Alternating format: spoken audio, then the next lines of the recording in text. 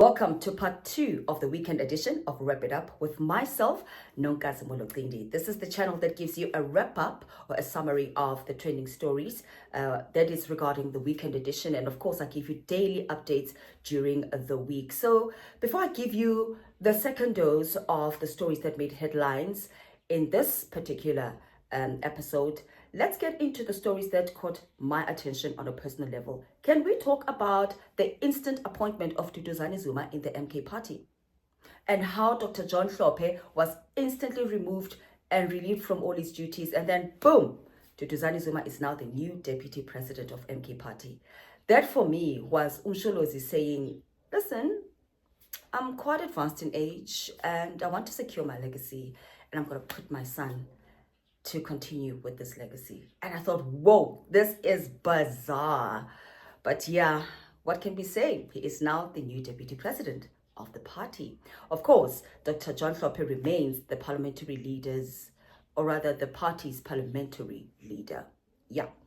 And then there was the life sentencing of the attorney, Thobelihle Mnisi, who was sentenced to life imprisonment by the Gauteng High Court for killing his girlfriend in 2023. He killed her, he burned her, and then wait for this one.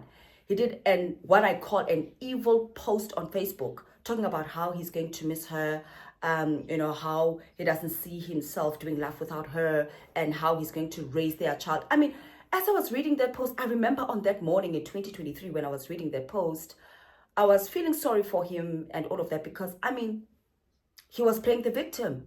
How much of a mastermind can you be? And now, because he is sentenced to life imprisonment, which is a good thing. It's justice for our girl, you know. I'm thinking to myself, why didn't he think of that before he killed her?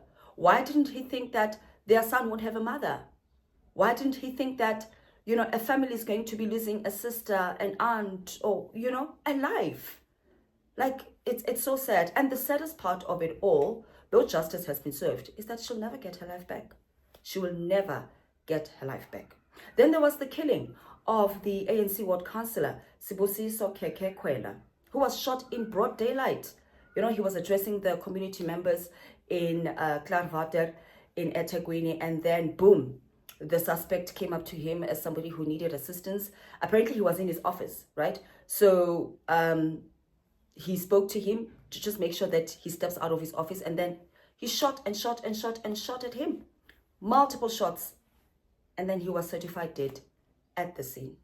Very, very sad. And police are looking for the suspect. And what also baffles me is that this killer did not wear a mask. And police are appealing to the public to say, if you have any information, please come forth so that this perpetrator can be brought to book. These are just some of the stories that caught my attention. Which ones caught your attention? As you look into these stories, you can pin your opinions and views in the comment section below. I'll be back for part 3.